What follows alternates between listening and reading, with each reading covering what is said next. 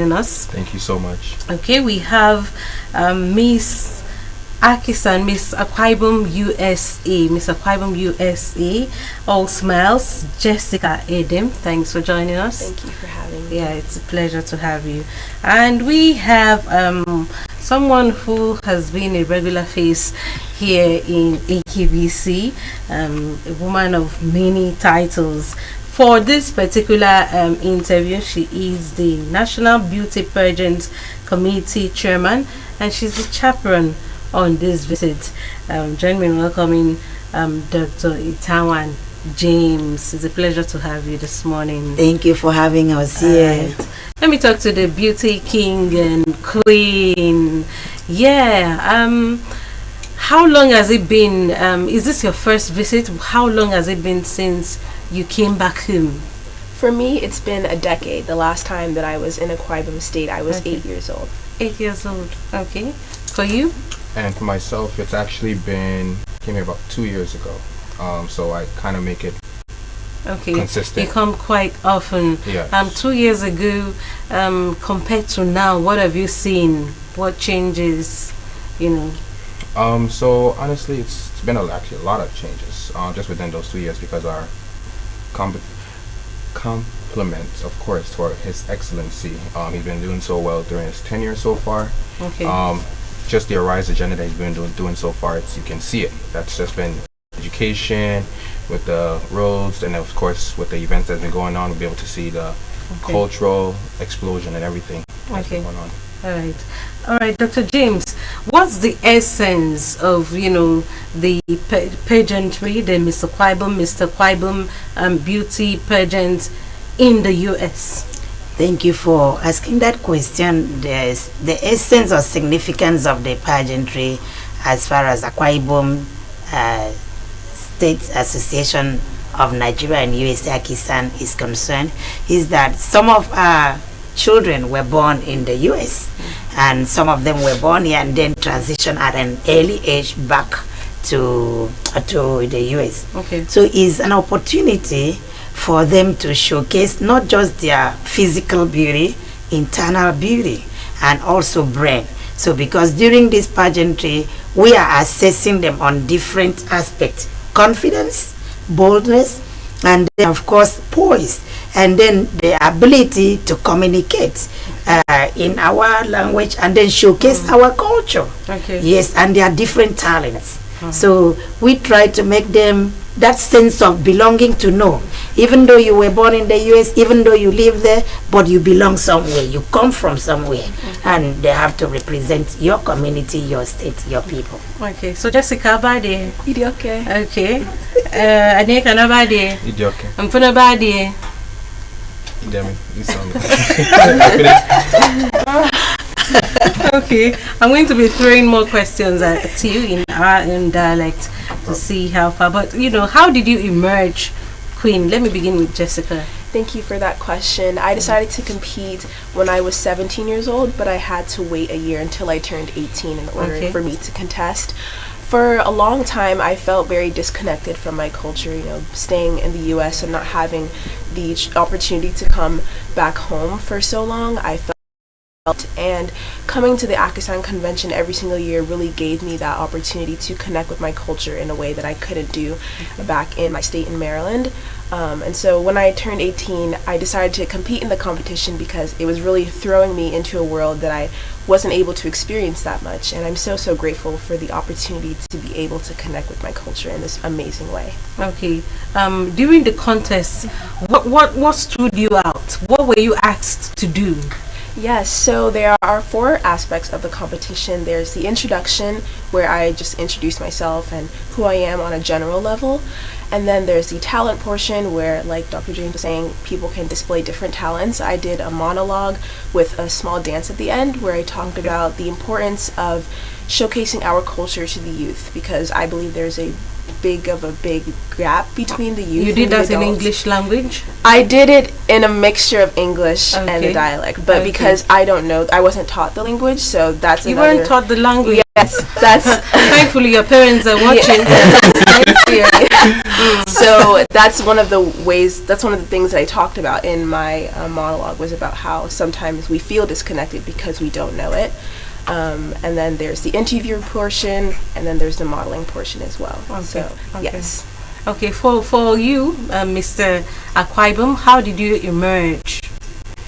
So as our queen said, so it's basically about the same. We did have to compete amongst various competitors throughout the state in the U.S. Okay. And then, so of course, here we are now. Here you are.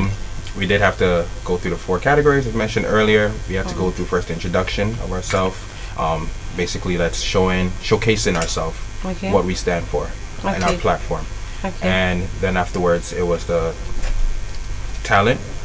And then went to the talent, where basically my talent actually showcased. So I did basically a scenery of 3 different aspects, where a town crier comes to the village, letting them know that that's what I was. Mr. New York is arriving. Everybody get ready. And then afterwards, I did go into a drumming session for cultural beats, drumming beats.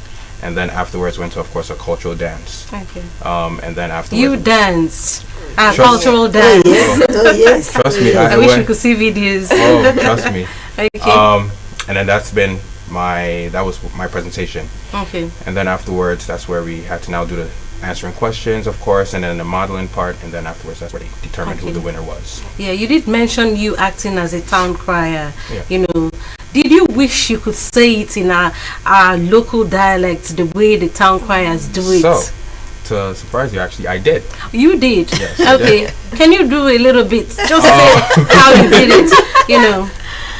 Efrewo etenio kedio etenio kedio Efrewo Akwa Ibom dakaradio. Okay. All right. Okay.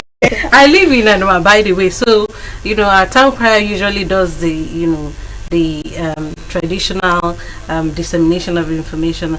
Probably I'll record it and so that I can give you to actually listen to how they do it.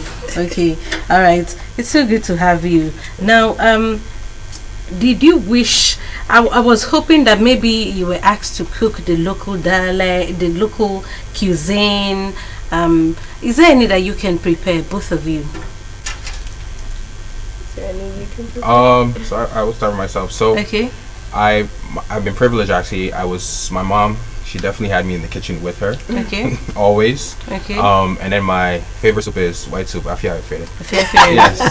So that's that's my number one. So every time she always made sure that I actually knew how to make that, so that once I went off to school and to be by myself, I'm able to produce for myself. Okay. What about you? Definitely. Actually, it's funny that he mentioned Fia Fede, because that is a lot in my house as well. So it's definitely something that is very traditional in my household that we love to eat. Okay. Before I get back to Dr. James, let's talk about your stay this time around. You came in, talk to us about what you've been doing so far.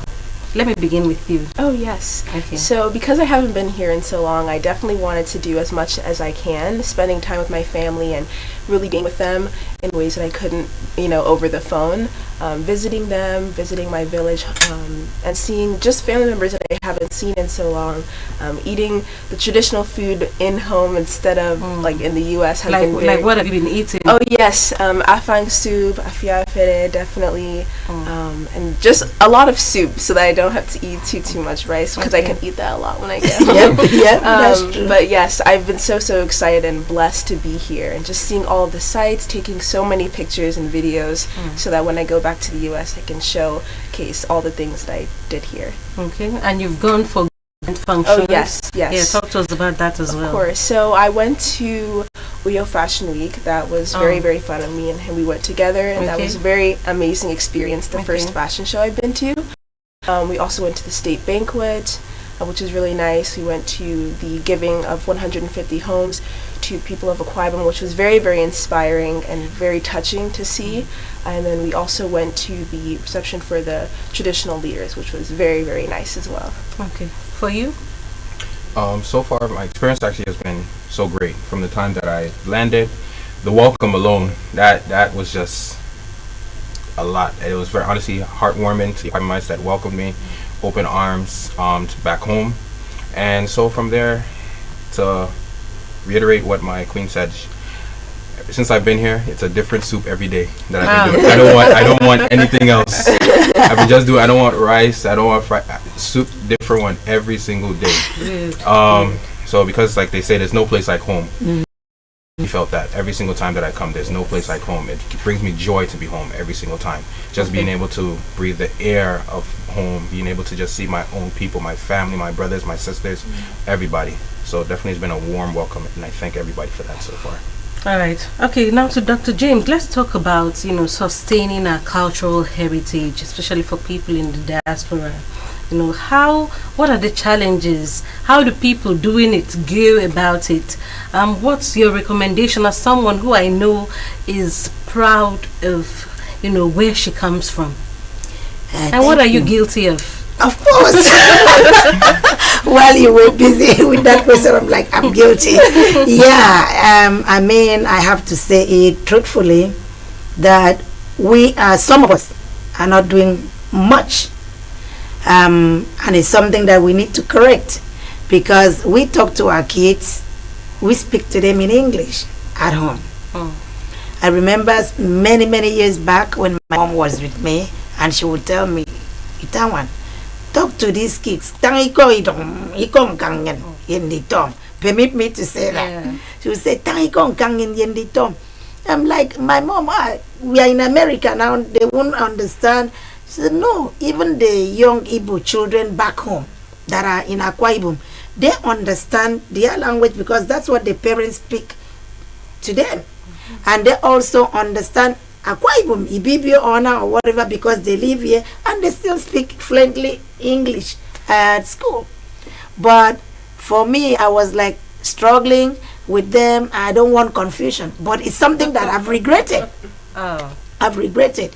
So we are trying to see how we can encourage these children, our children, to understand, so that at some point, if we don't do that, maybe our language, our dialect will extinct, and we're trying to preserve it by making sure. That's why part of the pageantry is for them to be able to speak our dialect. Yes, we know some maybe Ibibio, Anangoron, but wherever you come from, if you can speak whatever you can speak that is part of our language, our dialect, we encourage that and we assess them. And so we're trying to see how we can even coordinate. In California, where I live, we had a program that somebody offered here in Akwa Ibom to be connecting virtually to teach the children our dialect. And so we are trying to make progress, and we see is getting better. Even this past convention, when the governor came, attended our Kisani, yes, the governor said by next year when he comes back, he wants to have a competition that our children are able to express themselves, and then they will have some cash incentive or reward for that. So we are trying to make sure we teach these kids so they understand, and not just understand, be able to be fluently articulate our dialect. Yeah, so that way we promote our culture and all of that. All right. Okay, let me get to the beauty queen and king. Beginning with the queen, you are an ambassador of Akwa Ibom State, when you go back to the US, how do you intend to, show people how proud you are of where you come from, who you actually are? Yes, definitely. That's a great question. Thank you. I think one of the first things that I will be so excited to talk about is how willing we are to give and how compassionate our people are, obviously starting with His Excellency and the amazing things that he's doing for our people. One of the greatest things I think about this trip for me was really seeing how he gave those 150 houses to those people free of charge, fully furnished. People who were not homeowners before are now homeowners and are able to bring their families to a new place. That was very, very inspiring to me. Just to see the way how hardworking we are and committed to our goals and our ambitions. We visited so many places, and just seeing the children who have these amazing dreams, who might not have the opportunities to achieve what they want to, but are so determined to get whatever they can in order to reach those heights is definitely inspiring to me as somebody who lives in the US that has a lot of opportunities in comparison. And so I'm very, very excited to go back and to give as much as I can, information as I can, to the people back in the US so that I can just increase the awareness about Akwa Ibom State and Akwa Ibom people. Okay, you plan on doing that, Mr. Udofia?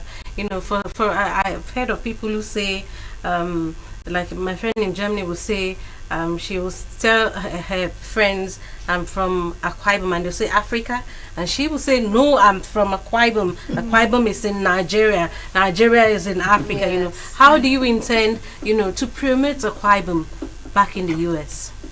So after being privileged with the title of Mr. Akwa Ibom, I've actually already started doing that, where I'm contacting 9 certain organizations of my basically of my presence in the community, just knowing, and then they say, oh, what's Mr. Akwa Ibom? Then they say, where's Akwa Ibom? Okay. So that's how we connect our dialogue, and then, let them know what is Akwa Ibom, let them know about our culture, let them know about our heritage, let them know about everything about us, what we are capable to do for, outsiders or within our individual self. So like I mentioned earlier, so I've already started doing that, connecting to other organizations, letting them know about Akwa Ibom and exposing the culture and the people. Okay. Now, from your stay, the past few days and other times you come here, talk to us. Let me begin with you. Talk to us about, how you compare living in the United States with living in Nigeria. And, apart from your stay, what you've heard so far. So of course it's definitely a different lifestyle. But as I mentioned earlier, there's no place like home. I honestly love being home, 1,000%. I if it wasn't for work or like you have to do, I think I would come home maybe 10 times a year even. But the difference with everything, I would say that the difference is the family orientation over here. Okay. There's definitely a family orientation here, like I said, where I was being welcomed home as a son of the soil. If I'm going back, I'm just coming back and going back to my house. But there's a difference here, like the family's like, welcome home, like, of course we waited for you and we're so happy to have you here. So just the family orientation, once you just land here, just being able to feel free with your own people once you're here. Okay, for you? I totally agree, 100%. If I were to go back to the US right now, I would stay in my house and go outside, go to school, come back. I wouldn't see my neighbors, nobody's saying hi to each other, nobody's looking at each other. You just drive to your destination and stay to yourself. Where I live is very, people are very independent and it's completely silent over there. But here, it's louder. People, you don't even have to know anybody, you don't have to live next to somebody to say hello to them, to greet them. And definitely reiterating what Mr. Akwa Ibom has said, people are so we're very family oriented here, and you don't have to be a part of somebody's biological family to be familial with them, which I really, really love about Akwa Ibom, and I'm going to miss it so much when I go back to the US. So what they're saying is a sense of community. Yes. There is a sense of belonging. There is interaction. Because in America, you can live on this street and you don't know your neighbor, and you've been living side by side in the last 10 years. Nobody says anything to anybody, So, but here, it's a warm atmosphere. There is that sense of belonging, community, there is bond, and that's what we really value here. And maybe some people here are taking that for granted, but that's what we are missing over there. Okay, now let's talk about education. You both are young stars. Do you think education is paramount, if I even ask my question? And this education for young people? Oh, definitely. Education is so important. I believe a lot of African Americans, even in the US, the reason why they are where they are is because of education. It's because of the opportunities that they had, because of what they have inside of their heads. And so overall, I do believe education is so important because it takes you to places where you might not have been able to go because of your background or because of the color of your skin or because of the language that you speak. So definitely, yes. Okay, and for you? To start off first is knowledge is power. Knowledge is key. So with that, education is definitely important. Education is the key to a brighter future. So with that, it's just that without education, I personally feel that it's not possible to go further anyway. Like because you don't know what to do next without being able to be informed, if that's the best way to put it. Okay. Now you've had the opportunity to meet with the governor. Should you have the opportunity to meet of the country, what would you say to him with regards, education in Nigeria? Oh, definitely. I would definitely encourage the president to continue to invest in the education of all children, regardless of their gender, whether they're male or female, and children of all ages even, to give a lot of care to the younger children, but not to just leave them when they get smarter or older. Okay. So definitely that's what I would say. Okay, and you? So I would say it's about the same thing. It's like we mentioned earlier, education is definitely a powerful aspect in life in general. So we definitely would have like the presidents just look into education, get the younger folks well and equipped for the future, and basically to succeed. Of course, we want to put them. The youth is our future leaders. Yes, yes. So definitely to invest in the youth. That's the number one thing that we definitely should be looking at. Okay. You'd love to. Education is investment. I mean, you come with that. Like he said, education and knowledge is power. And application of knowledge is even more powerful because it's from education that you get the knowledge and then you apply it to better your life, to better people around you. So it's an investment that my dad used to tell us education is a key to guidance, So because without education, you cannot really go anywhere. And education gives you a global mindset because you're exposed. You're not just thinking locally, but you're thinking globally.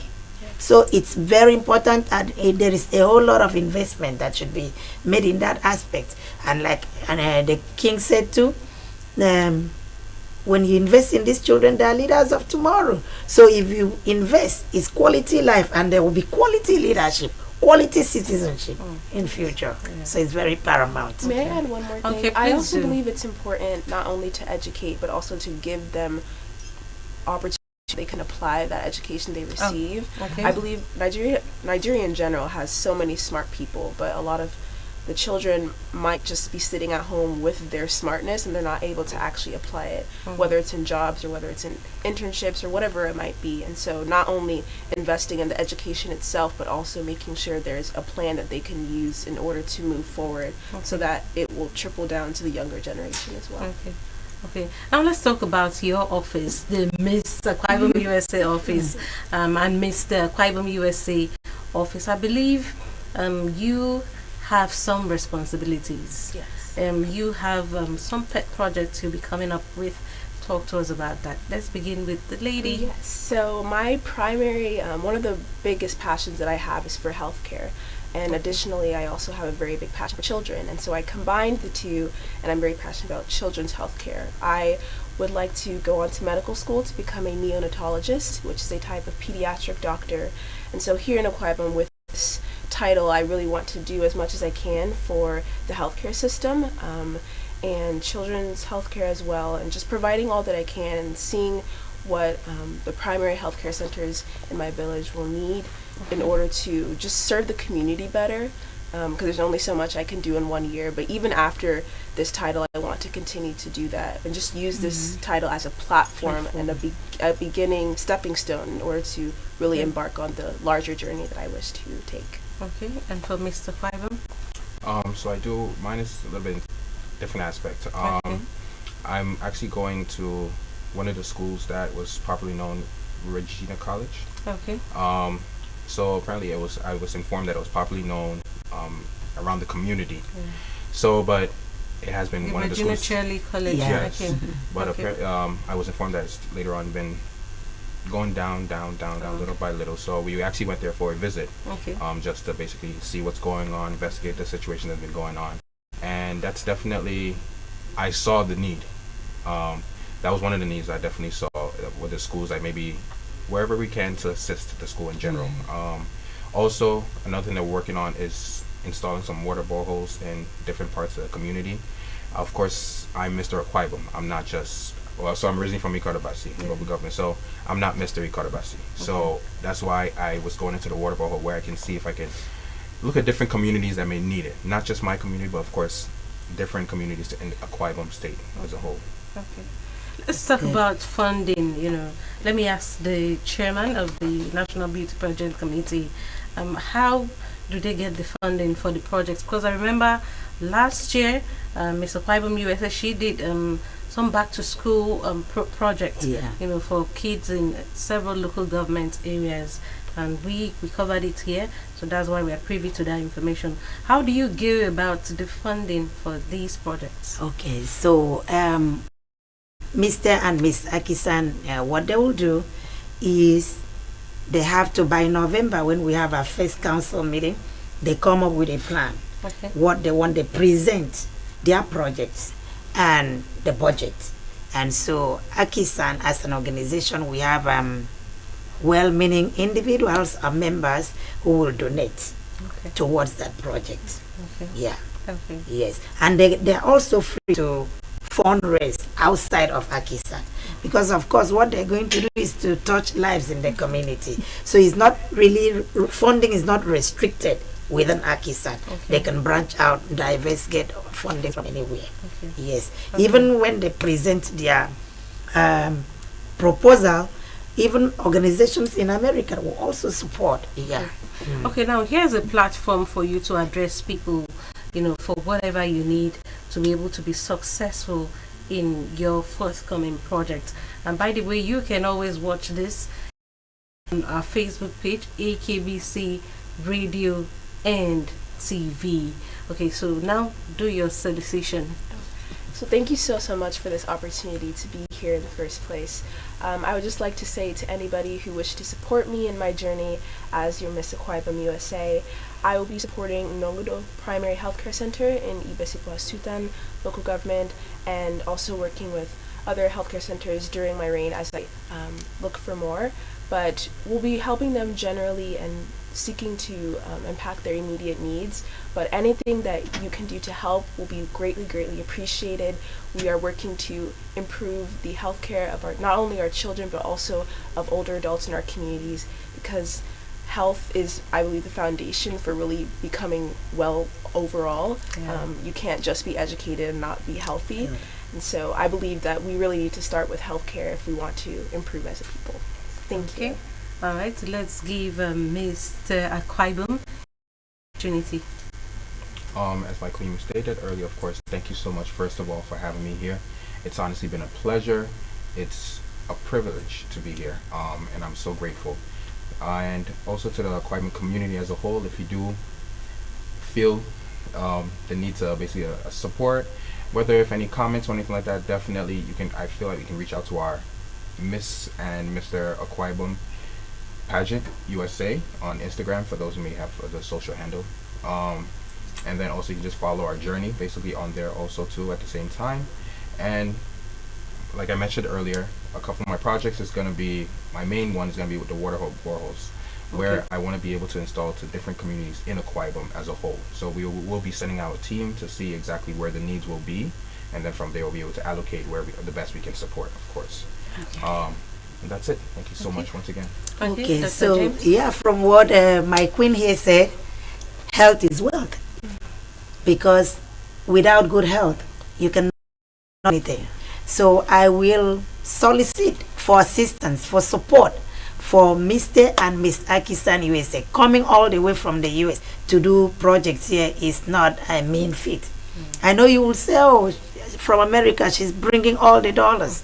Yeah, she's bringing the dollars, but we also need the naira here to touch lives, to do a lot of things. It's not easy to leave your base where you're very comfortable to come here to work. So there are missionaries, the ambassadors, So we need all the support that we can get so that they can give out and give back to our various communities. And that will promote health, will promote wellness, will promote education. Borehole, there is outbreak of cholera in Nigeria and in Akwa Ibom. And so with the borehole, we give access to quality water, access to good drinking water. And that is in line with the United Nations Sustainable SDG goal. Yeah. Everyone is entitled, and it's not a privilege, entitled to clean water supply. And so please support, support, support. Nothing is too much, nothing is too little. It doesn't have to be just money. Even if disseminating information, coverage, anything, any aspect, we are open. Please support this queen, support this king. Thank you. As we begin to wind down, on a conversation this morning, now, Mr. Akwa Ibom USA, what would you love to be remembered for after your reign? So thank you so much for that question. I would say just somebody who was able to continue the culture, being able to give back to the community. Somebody who was very open-handed, I guess you could say. So basically, when I say open-handed, like welcoming, because I do love my brothers, my sisters, my mothers. When I say mothers, because of course our other ones, mothers, fathers. I love the Akwa Ibomites as a whole. So I would love to be seen as the lovable Mr. Akwa Ibom, the person who is welcoming to the community. Okay, and you? I would love to be remembered as a girl who really tried to engage as much as she could. Because I felt so disconnected before, this platform is such an amazing opportunity for me to connect. I would love to really make a wide outreach, not only in my local government, but with as many Akwa Ibomites as I can. I would love to be seen as the lover of children, the lover of all Akwa Ibomites, who really sought to impact the healthcare system in the small way that I can, but was very, very compassionate to all the people. Okay. All right. I wish you all the grace, all the help, all the success that you need. Go out there, continue to be proud ambassadors of Akwa Ibom State. And congratulations to you both. All right. And I'm tempted to ask Dr. Itawan because, you've been doing several projects there away from, the Mr. and Miss Akwa Ibom pageantry. You've been doing the health outreach, especially for the children and, the mothers.